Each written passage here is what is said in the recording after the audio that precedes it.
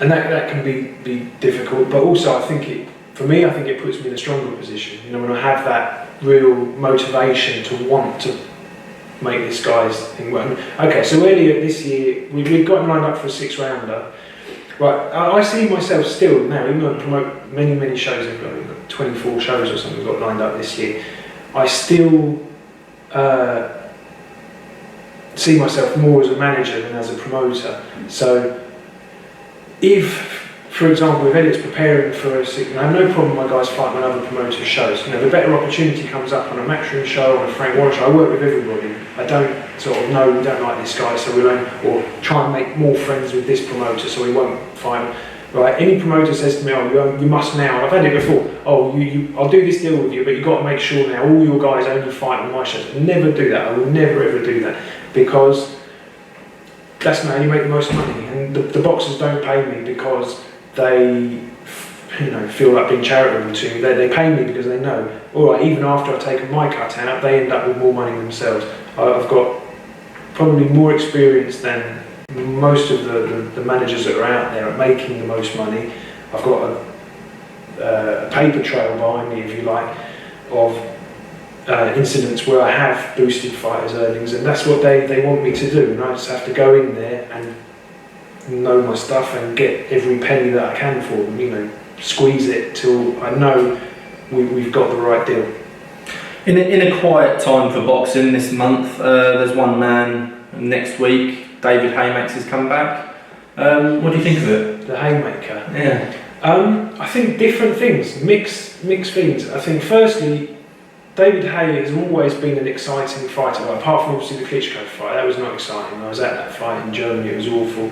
We all know it was awful.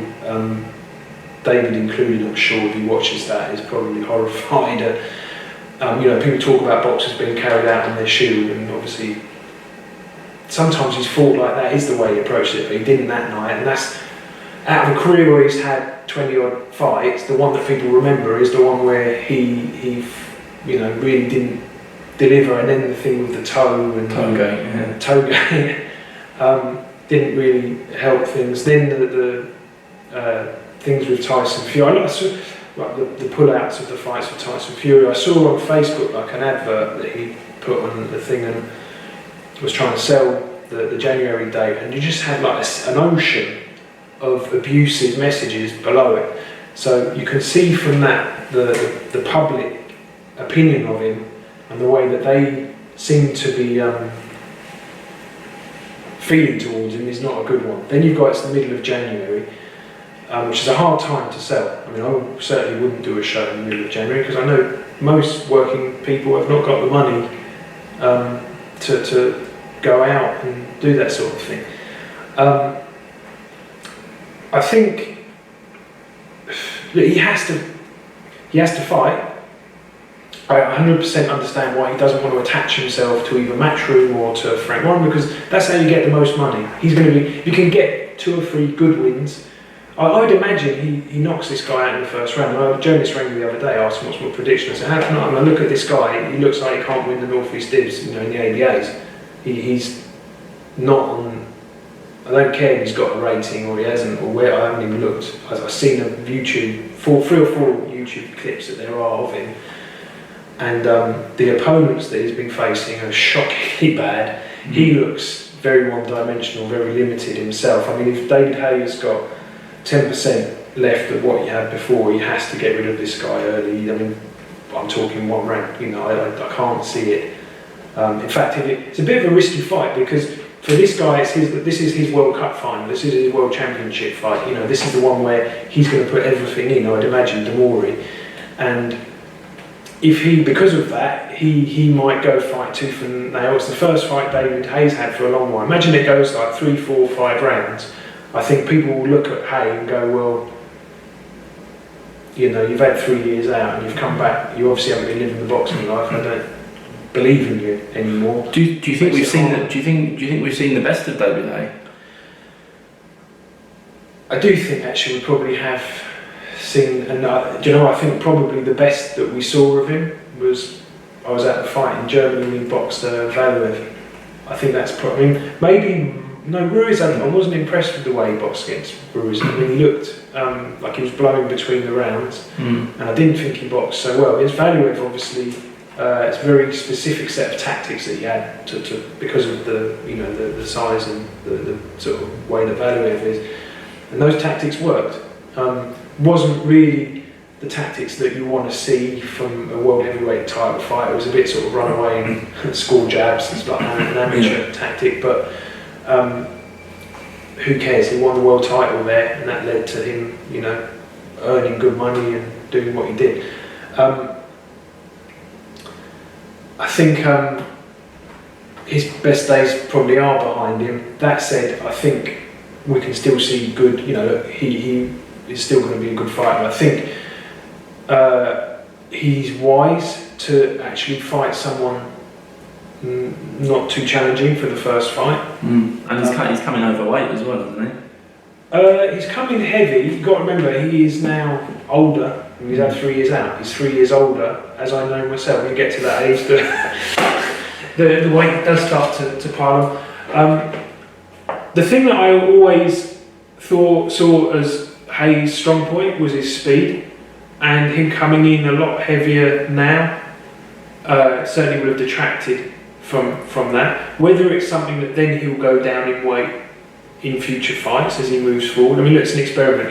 Better to test it out in a sort of fight that's pretty much irrelevant. We know, right, he's going to win it and there's no way he can lose that fight. Yeah. Find out in that kind of a fight rather than in a fight where we're going to be tested. We don't want to experiment in those fights. We want to know before then, and that's what I think. He would think so. Give him a chance. He'll go and hopefully he blasts this guy out in an impressive style. It's on Dave. What do you make of that? I think it's clear that he struggled to find TV for it because they only announced it I think like yesterday or the day before yesterday, and we're literally on a week away from the fight. So they must have had a real struggle finding. I mean. Ideally, I don't know if there was a way of doing it, but if he could have stayed independent promotionally but fought on a Sky Sports show, that would have boosted his earning potential for a Joshua fight massively, and that would have been the way to go. I think the viewers on Dave might be more or less critical, let's say, because they're probably more. It's a comedy channel. And I think it's a good demographic of viewers that they have for boxing. It is, because it's young men that watch, but they might be less educated than a Sky Sports viewer who has been watching. Sky put on world-class boxing month in, month out, and people are used to viewing that. And if they then go and see, Hay might not perform 10 out of 10. Let's face it, he's been out a long while. It might take him a couple of fights to get back into sync with where he can be. On Dave, they might not pick up on it so quickly. They might sort of, this is boxing, we've never seen this before, I'll watch it. On Sky, you're talking guys that watched Mayweather last month, that watch, all the other world champions that we can watch on Sky, and then they see someone that's sort of slightly below par, because he's had 3 years out, sort of understanding. He might not, he might go, I hope he does, for him it seems like it. When I've met him, he's always seemed like a nice guy, a good guy. Like I say, the public opinion of him seems to really, really nosedive, and hope for his sake that he can turn it around. Like I say, maybe it won't really grasp the public's imagination to see him fight this guy, but look, Ricky Hatton, his last fight, went in after a long break, went in against a guy who, for me, even at the time I spoke to Ricky, he's a good mate of mine, and his agent, I said, well, why are you fighting this guy? That's potentially going to get beat by a guy that really Ricky will beat if he has. But I think for a guy that's competed at that top level, even say for Hatton at that time, he didn't want to go and fight the Mories or the lower level guys because it didn't motivate him. And there's another, you don't want the guy to go and not motivated, underperform, and then get beat by a guy that. So they took their chance. I think it makes more sense go and fight someone that's basically got no hope, because it's not just a fight. You're going through, what, 2 months, 2.5 months in the gym preparing. If you've been out for 3 years, that's invaluable. To have that time in the gym, of course, that time preparing. So it makes sense. Yeah. Maybe not financially. I mean, look, I would imagine. I mean, the O2 hadn't come cheap. I saw they'd taken the James Spate fight off against the I can't remember his name, the guy who comes from Australia, who maybe was a bit bigger name, but I think the O2, I think you pay like per hour, so he probably saved himself a big chunk of money. Putting on in January is a big chunk. He has to fight somewhere. If Matchroom or Frank Warren or whoever, whichever promoter he might have approached to get his name out there, may well have said, well, we'll only put you on if you sign a long-term contract with us. I understand why David wouldn't want to do that, because it doesn't make sense for him to then be held to, right, now you're fighting for that amount.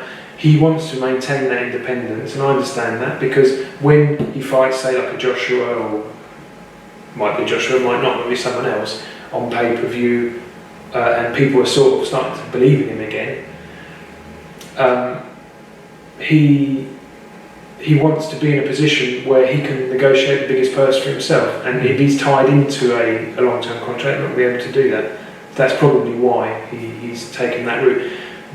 He'd probably have to lose some money before he makes some, you know, like the O2 in January, even if it's the cheapest month, still going to cost a lot of money, you know, it's a lot of security. So, I'm a promoter, I used to look into all these things, and I know that that's going to cost a shed load of money. Demori, after all those wins, isn't going to come to the other side of the earth and fight for peanuts to lose his unbeaten record. I'm sure he's going to, unless Demori thinks that he can win the fight. We don't know. I mean, asking me, who I've made my living for years, analysing the pluses and minuses of different boxers, even for bookmakers I work with, I'm open about it. You know, I've got 2 bookmakers that employ me for that purpose. Do I think he's got a chance? Absolutely not. I think he'll get hammered. Hopefully Hay does the business, looks good doing it, might even have another fight on this Dave channel, and if people start to believe in him again, and my worry would be that he spends a fortune on this Dave thing, if he looks anything other than sensational, it might actually detract from the you know, making a Joshua fight or something like, because they say the last thing to go in a fighter is the punch. I believe in that, actually, and Hay can certainly punch before, and so anyone with a Joshua or a Deontay Wilder, whoever you've got, you're fighting this guy, you know that there's a chance. If he hits your guy on the chin, that might be a knockout. Your guy gets beat, and then you've got a problem, you know, you lose a lot of money. So they're not going to be chomping at the bit. If he can market himself really well, which for me to do it, he had to do it with Sky. I mean, hopefully, you know, maybe Sky will wake up to it as well. That's a huge earner for them. They can make Joshua versus Hay, and people are getting behind Hay. That's going to sell much better and will make more money for them. But I think possibly they may have had their fingers burnt. I mean, you see with the Tyson Fury fights that didn't happen. Maybe that has been an influence. I don't know. You know, I'm not talking from an inside point of view. I'm just talking from an outside person looking at it. A little bit confused because we haven't got that many. I mean, the heavyweight division is hotting up for sure, but we haven't got that many pay-per-view heavyweights. No. And David Hay potentially is one of them. So it would make sense to market him. Well, it will be an interesting year for David Hay, and an interesting year for yourself and your fighters. I'm sure. I mean, thank you for the first video, sure, the vlog back. For spending the time talking to what's the plans for the rest of the day? Got much planned for the rest of the day? Busy man like yourself? I've got a dinner date with a very lovely lady, not my wife, Kelly Maloney. Oh! We'll see. maybe something give us something to talk about next time. I've spoken to her many times since she came out. I've never actually seen her in the flesh. We just haven't. You know, both busy people. We spoke a lot, really a lot. But I'm looking forward to seeing her. And gives us something to talk about next time. yes, exactly. Mickey Elliott, take care. Thank you.